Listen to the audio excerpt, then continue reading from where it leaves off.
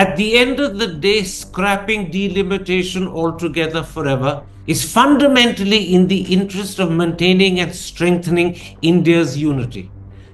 Absolutely, Karan. And in instances of these kinds, we must not look at temporary short term gains. I'm sure everyone do their little calculus who would gain how many seats, but I would urge everyone, every Indian, not to look at the next 10 years. When you do things of this kind, you must look at the next 50 years, possibly the next 100 years.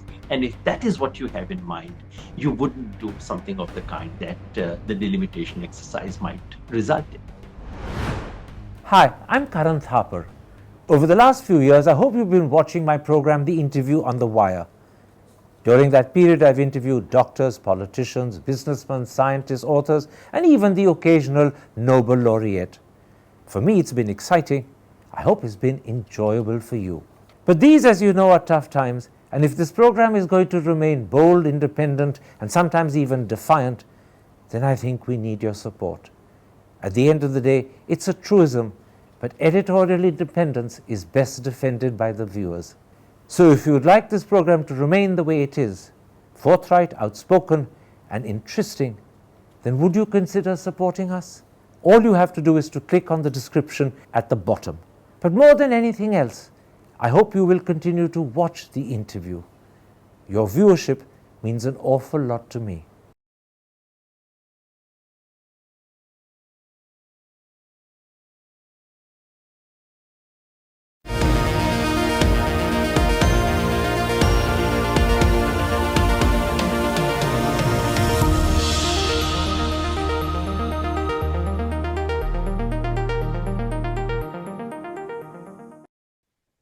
Hello and welcome to a special interview for The Wire.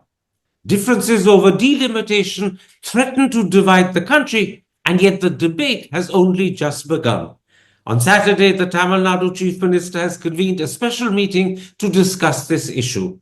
His position is that delimitation should be frozen for a further 30 years. But now my guest today has come up with a radically different approach to the subject. He believes delimitation should be scrapped altogether and forever. What's brought him to this conclusion, and what would be the likely consequences?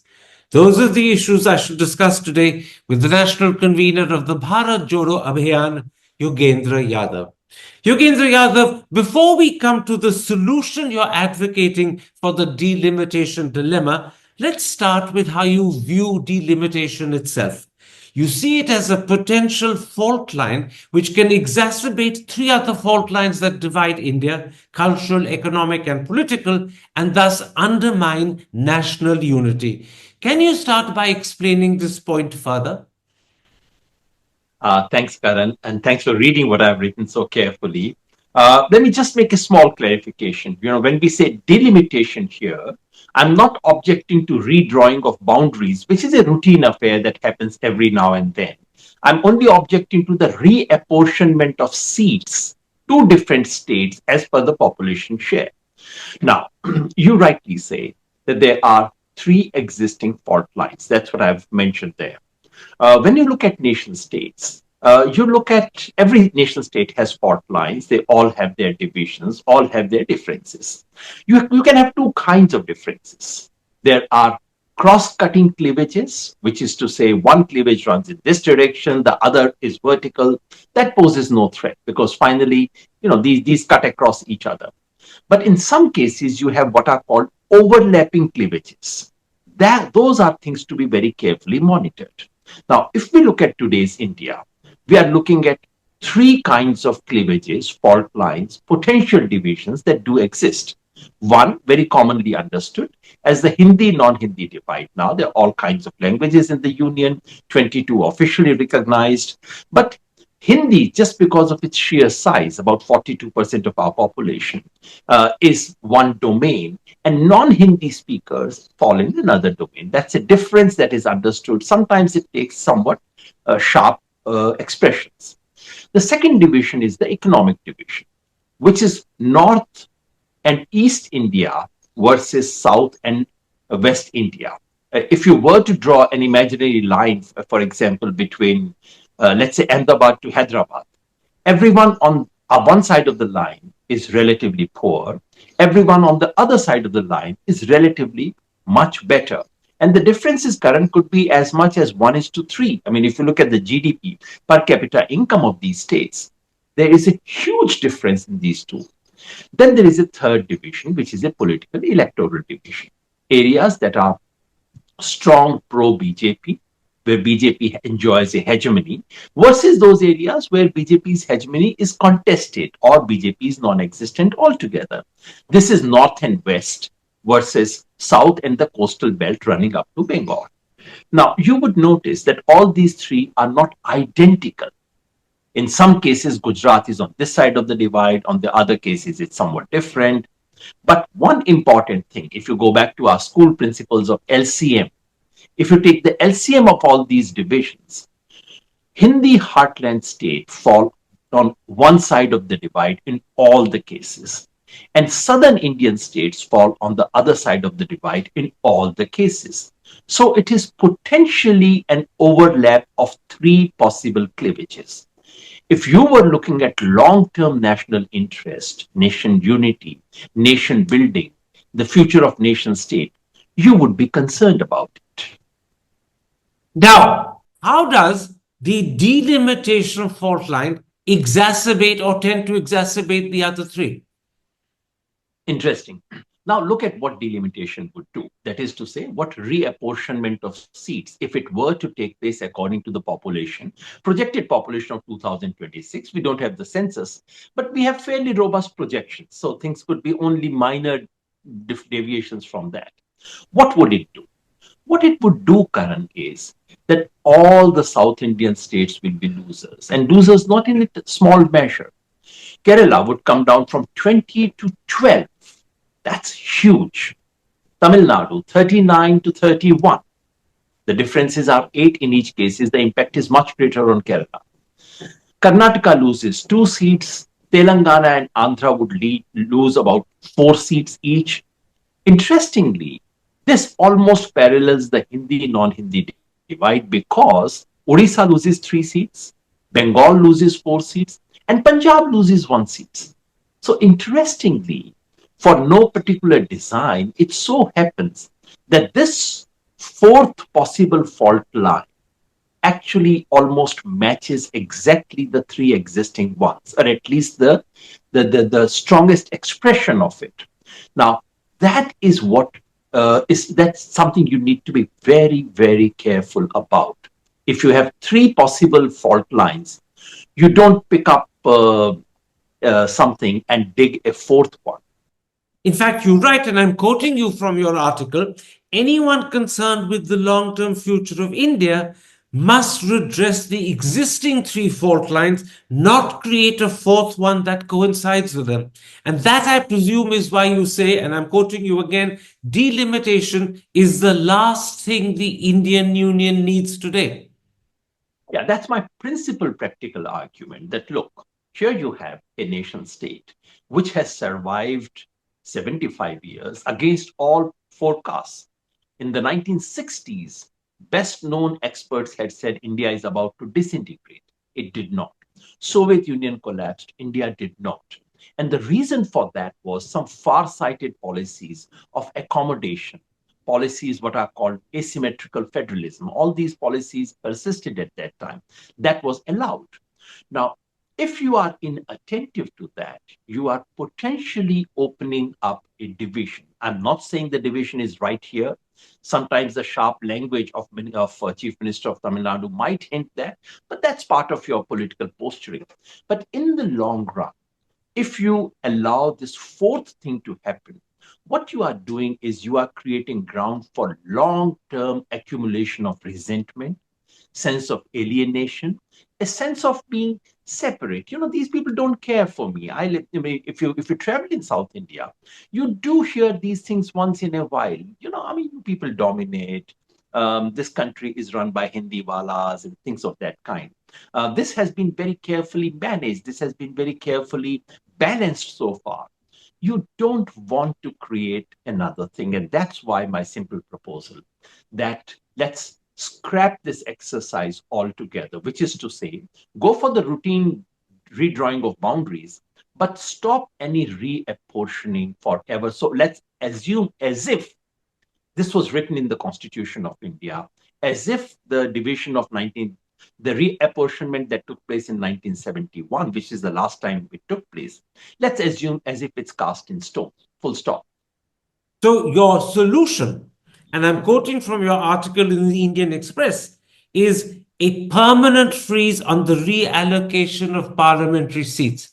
In other words, the number of seats that have existed since the 70s will continue forever.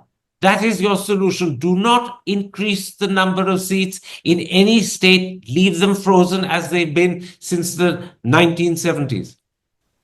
Exactly, Karan. And there's nothing very, very unusual about it because this does happen in many countries. For example, the US Senate.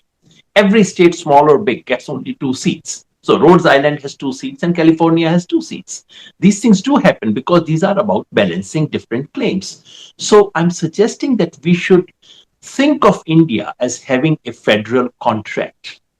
Someone might say the contract did not exist. Show me the contract. But as you would know, Karan, this entire social contract theory is based on this assumption. The idea is underlying the order that you witness today, there is an unwritten, unspoken contract, which is the only way you can make sense of the way things exist today. So if we want Indian Union to have a long-term future, which we all must, if we want national unity to be maintained and strengthened, then we should assume that there is a hidden, unwritten contract. I call it the federal contract or the federal compact. And you could loosely call it the North-South contract. But I would prefer to call it the federal contract. And that's the way to respect it. Let me put to you one key concern that would arise if the parliamentary seat allocation is frozen forever. At the moment, an MP in Kerala represents 18 lakh people, but in Madhya Pradesh, an MP represents 33 lakh people, almost 100% more. This clearly makes a mockery of the principle of one person, one vote, one value. But what you're saying would be we must accept this forever. How do you justify that? Karan, I don't reject this principle altogether. It's a very important principle that you have underlined. One person, one vote, one value. And all over the world, the simple idea is that if the size of each constituency is roughly the same, then each vote has similar value. And you are right to say that because of that unevenness that has been built in, because of non-reapportionment for the last 50 years, there is a huge discrepancy. You pointed out the two extreme examples, Kerala and Madhya Pradesh. But let me also say that Indian constitution had another principle at work, which is the principle of asymmetrical federalism. Now, there are two kinds of federalism. There's a symmetrical federalism, where everyone is treated in the same way. Same provisions are made for everyone. And there's asymmetrical federalism, which says, I will recognize the special situation in your state, and there are very special provisions for you. Indian constitution already has it. So you just said, in Madhya Pradesh, for every 32 lakhs, 33 lakhs, you have one MP. For Kerala, you have one for 18. But let me give you another example.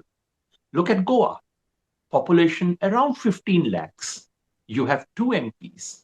Look at Arunachal Pradesh, population of less than 15 lakhs. You have 2 MPs. Look at Ladakh, population of about 3 lakhs or so. You have 1 MP. Why is that done? Because the constitution recognizes asymmetrical federalism. Now, I'm proposing that in this instance, we allow the principle of asymmetrical federalism to trump over the normal principle of allocation as per population, because that is in the larger national interest.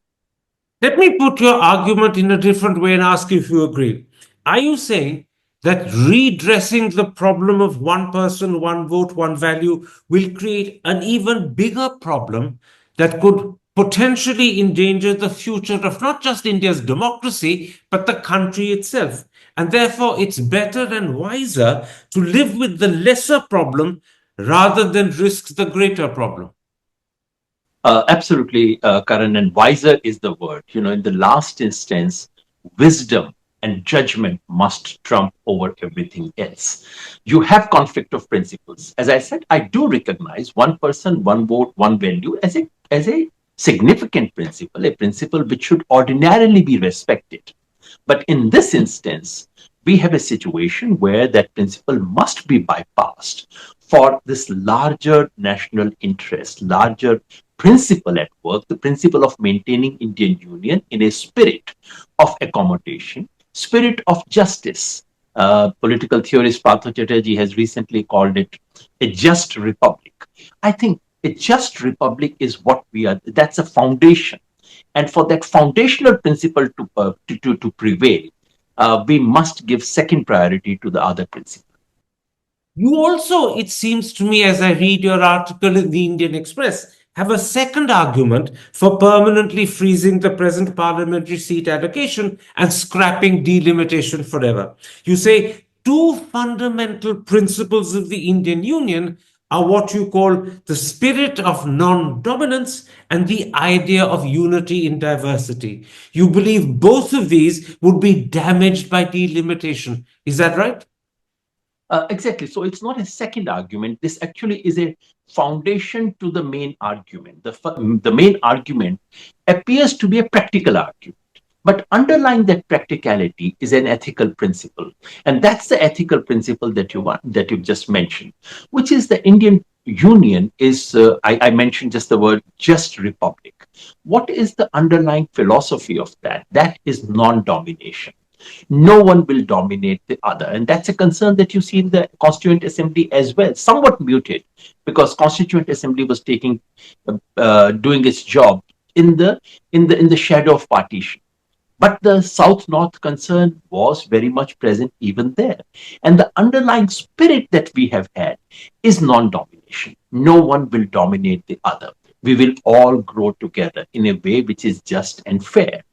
And what this delimitation would do, Karan, is currently the North India has, out of 543 seats, all the Hindi heartland states have 226 seats. What would the delimitation do? This will go up to 259, nearly a majority if you also add some Hindi-speaking seats from Bombay and other places in other states. Now, that's, or to put it differently, Hindi states plus Gujarat, which is seen as kind of an extension, would enjoy a clean majority by itself. Now, that's a threatening proposition. Look at differently in terms of constitutional amendment. Currently, South India plus one non-Hindi speaking states has the power to block any constitutional amendment. Under the new dispensation, they would lose that veto power. So in that situation, it's a situation of domination. Non-domination is a principle built into our constitution. We should respect it.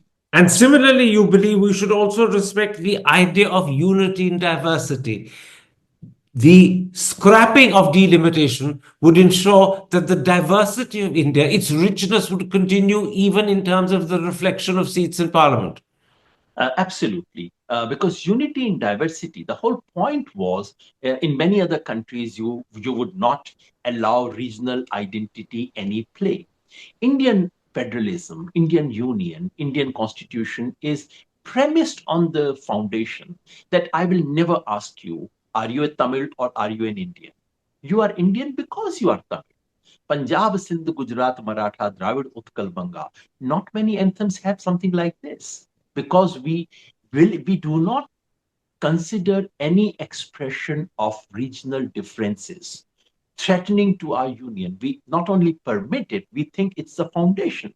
And that diversity gets threatened if you have one part of the union which speaks broadly one language, dominating and lording over everyone else. We should anticipate it, we should prevent it. Now, in your article, you also seem to hint at something else. Let me explicitly ask you if that is part of your argument. In India, federal resources are not divided amongst the states on the basis of their tax contribution. As a result, taxes from some rich states like Tamil Nadu go disproportionately to some poor states like UP and Bihar. In your article, you hint that similarly, the North should accept a different value for its vote compared to the South. Is that officially part of your argument also? I'm glad you noticed that, Karan, and thank you for reading what I write so carefully. Yes, that very much so, because in a sense, there's a double compact built into the foundations of Indian Union. The double compact is under non-domination, political as well as economic, and fortunately for us, these two logics work in different directions. Because as I just mentioned right in the beginning, South and West dominates in terms of economy, and North dominates in terms of population. Now for us, uh, the idea would be to then allow both these principles to balance each other out. As you rightly mentioned, federal resources are not allocated in terms of your contribution to the tax kitty. They are allocated by the Finance Commission based on a very complex formula that takes population into account, that also takes poverty into account. So the fact is that North Indian states like Bihar and Uttar Pradesh get disproportionately large share in the federal resources, higher than even their population would require because of poverty. And I think it's a very fair principle. So in a sense, we are looking at a double contract. North Indian states could say, okay, we will not demand greater parliamentary seats simply because we have greater population now. And South Indian states would say, okay, we are not demanding greater share of federal resources because we happen to have more income now. That's a stable foundation. It's a double contract. Everyone loses, everyone gains, and the republic and the federation is stable. But the bottom line is that at the end of the day, scrapping delimitation altogether forever is fundamentally in the interest of maintaining and strengthening India's unity. Absolutely, Karan. And in instances of these kinds, we must not look at temporary short term gains. I'm sure everyone do their little calculus, who would gain how many seats. But I would urge everyone, every Indian, not to look at the next 10 years. When you do things of this kind, you must look at the next 50 years, possibly the next 100 years. And if that is what you have in mind, you wouldn't do something of the kind that the delimitation exercise might result in. Now, in contrast to your position, Tamil Nadu, the state that seems to be at the forefront against the delimitation exercise at the moment, has called for a freeze for a further 30 years. Not altogether, not forever, but for 30 years. They are hoping, as Mr. Tyagarajan, their Minister for Information Technology, told me a couple of days ago, that in the next 3 decades, the Hindi belt states will catch up with the South in terms of education and health, whilst their population growth will fall to similar levels. Why is that not an acceptable solution? Why do you think your much more drastic, scrap it altogether forever, is a preferred solution?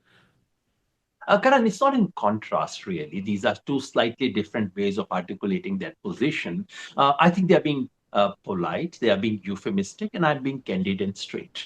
The fact is that if you have not done this delimitation for 50 years, doing it now becomes difficult. And if you extend it by another 30 years, I mean, if you could not do it after 50 years, you think you'd be able to do it after 80 years? Frankly, the fact is any further postponement would de facto means a permanent freeze. And I'm simply saying, why not simply say directly so that 30 years later, someone else doesn't then come up with one more kind of trouble? Let's just accept it as a permanent solution. While they do say that in 30 years North India will catch up and things of that kind, and that's very polite and nice of them to say so. I'm not entirely sure if that is likely to happen, and I think everyone knows it. I'm not a demographer. I do not know exactly, and you would need to speak to a good demographer. But my own sense is that within next 30 years, this population burden, the while growth rate of population in North India is likely to come down because demographic transition has begun in most of the North Indian states. But the disproportionality between the two is unlikely to disappear. Similarly, the health educational differences and GDP differences that we have are unlikely to disappear, because while Bihar and Uttar Pradesh may come up, we should hope that they would come up, but other states will go up further. So I'm not sure, and I would not hinge the future of my republic to these contingent speculations. My last question, Yogendra Yadav. There's a very real sense in which the argument you present both to me today and earlier in your article in the Indian Express is intended to persuade politicians who eventually will have to take that critical decision about delimitation. Have you had any response from politicians, and in particular from politicians from the BJP or the wider NDA? I've had very good response from intellectuals, from writers cutting across ideological spectrum, not so much from politicians. I suppose they would wish to do more quiet conversations. Although from some unexpected quarters, I've had people saying, oh, this is a serious argument, needs to be taken seriously. So I hope it's taken seriously, quiet and honestly, I don't want anyone to acknowledge me. The point is, something like this should be done. Someone else should get the credit. That would be the best thing. Yogendra Yadav, thank you very much for the time you've given me and for explaining in such detail your thinking and your argument. Take care. Stay safe. Thank you. Hi, I'm Karan Thapar. Over the last few years, I hope you've been watching my program, The Interview on the Wire. During that period, I've interviewed doctors, politicians, businessmen, scientists, authors, and even the occasional Nobel laureate. For me, it's been exciting. I hope it's been enjoyable for you.